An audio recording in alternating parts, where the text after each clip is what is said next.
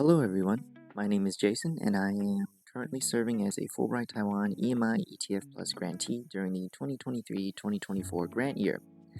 Now that is quite a few terms, but I'll try to explain things like that throughout the video. This video will be a collection of different clips and pictures taken by myself or by a friend during my time in Taiwan. I'll be using a variety of clips and not all of them will be directly related to whatever it is I'm talking about in that moment, as I'm hoping to show some things that I may not really have time to talk about in depth. Let's take a quick look at what we'll cover in this video first. So, Fulbright Taiwan, other English teaching opportunities, who am I, living in Taiwan, and some final thoughts. So first, what is Fulbright Taiwan? So before I get into explaining this, I want to be clear that while I am technically one of the ETF representatives this year, this particular video is not part of my official responsibilities, and my statements are not necessarily reflections of the program's views, and I am merely making video where I will share some of my basic knowledge and experiences in the hopes that it will help those that are considering coming to Taiwan, teaching English abroad, or maybe just living in Taiwan in general. Alrighty, so what exactly is Fulbright Taiwan? Well, it is essentially the organization that is also known as the Foundation for Scholarly Exchange. So if you look it up, you may see different names pop up. The majority of people that work at the main office will be Taiwanese people, and the organization works closely with Fulbright, which is connected to the U.S. State Department. The English Teaching Assistantship program is an international Fulbright initiative, so people chosen to be ETAs are considered Fulbrighters. But people are only eligible to do this for one term. After being an ETA for a year, some people decide to become ETFs, which is oftentimes a very similar grant, but with more benefits and the fact that you are now technically no longer officially connected to the U.S. State Department. But this generally only affects your status to qualify for non-competitive eligibility when applying for U.S. jobs. The support you get from the program does not really change whether you are an ETA or an ETF. Currently, I believe that Fulbright Taiwan is the only program with an ETF component. Please keep in mind that I'm speaking in general terms here, and things may change in the future. So I just threw some terms at you, but if you were wondering what all that really means in terms of daily responsibilities, then no worries, we'll cover that right now. ETAs and ETFs get assigned to schools, typically elementary or junior high schools, and they are generally expected to be assistant English teachers and work together with LETs, or local English teachers. There is not an island-wide standard, so each LET you work with may have a different teaching philosophy and approach to co-teaching. Schools may also have unique things they specialize in, and they may be eager to have you help support it. For instance, some schools have strong music program and are looking for teachers with that type of background. This means that you could be an English teacher for a music class and you can blend the two subjects. Generally, there are a lot of choices, so learning about the different schools can be a very exciting part of the process. I am an EMI ETF this year, so I am at a university in Taiwan supporting their EMI programs. This position can be a bit more complicated to explain, and each university has their own needs, so the responsibilities vary quite a bit. It's also a new program for Fulbright, and it's only in its second year. So, some other English teaching opportunities. Fulbright Taiwan will place people in public schools throughout the main island and on some of the smaller offshore islands. But the Taiwanese education system is also comprised of a lot of private education as well. Some students go to private schools, and many students go to cram schools, which is another form of non-publicly funded education, at least the ones that I am aware of. Since it is a privatized sector, rules, regulations, and general structure can vary greatly, so I have heard starkly differing accounts and experiences. It can certainly depend on the individual as well as the company, but it does appear to be a general trend that those that pursue a career in education for the sake of making an impact often find the work at cram schools relatively unfulfilling. But this is, of course, just speaking in general terms. There are also other government initiatives and ways for foreign teachers to make their way into the Taiwanese public school system, and these include both the ELTA and FET program.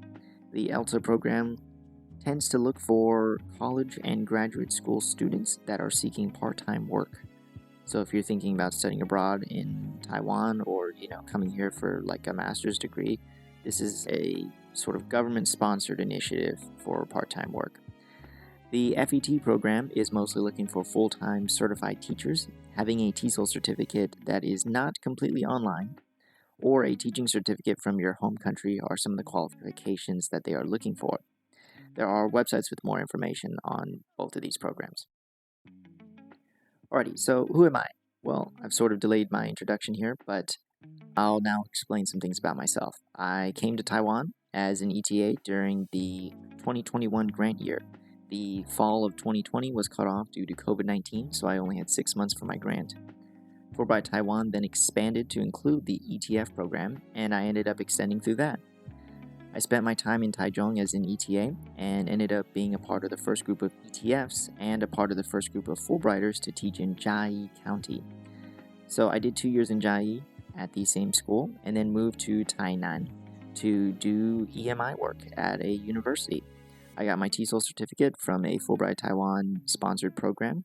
So the certification is approved by multiple institutions, including NTNU, which is known as like Shida here, Oxford, Taiwan TESOL, and American TESOL Institute. Since I've been here for over 3 years now, I've had a lot of opportunities to learn about Taiwan in general and see how people transition in and out of this location. So, living in Taiwan. Living here has been a cool experience that I am thankful for every day. I'm going to cover some aspects of living based off of a few categories: transportation, housing, healthcare, food, and other. Public transportation is generally pretty fantastic here. It's relatively reliable, it's almost always pretty cheap, and the speed is not bad. Getting to any major city is straightforward, and traveling within larger cities is usually possible without relying on personal vehicles. That said, as someone that prefers trains to buses, I would love to see MRTs or subway systems in more cities across Taiwan.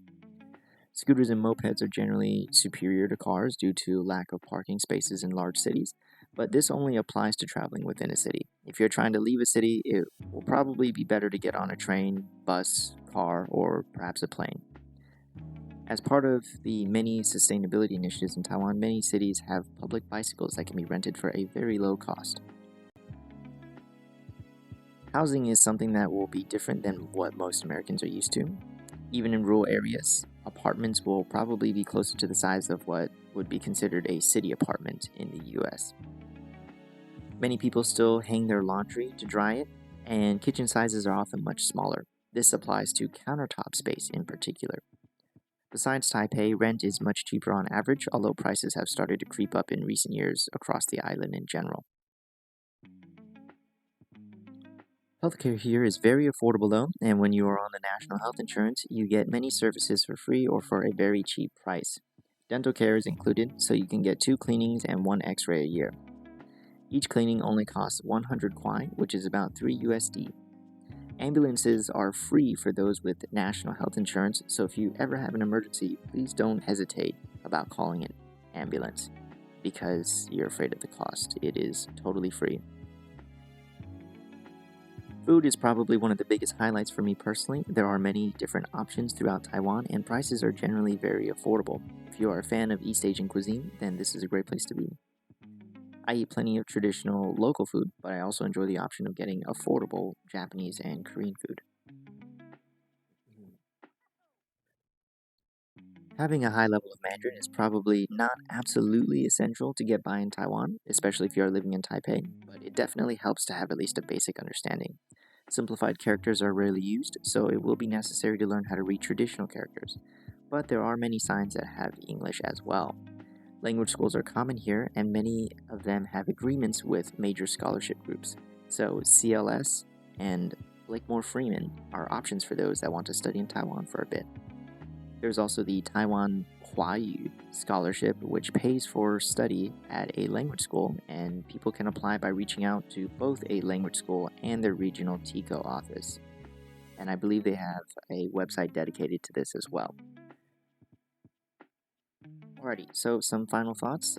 To summarize briefly, there are a lot of opportunities and ways to come to Taiwan. Coming here for both work or study are quite common, and there are scholarships for language schools as well as graduate degree programs. Most of my experience has been with Fulbright Taiwan, and though the Fulbright ETA, ETF grants are what I know best, they are certainly not the only options. If you're interested in Taiwan, learning Mandarin or teaching English, then I hope you consider some of the things that I mentioned in this video. Have a great day, hail to Pitt, and thanks for watching.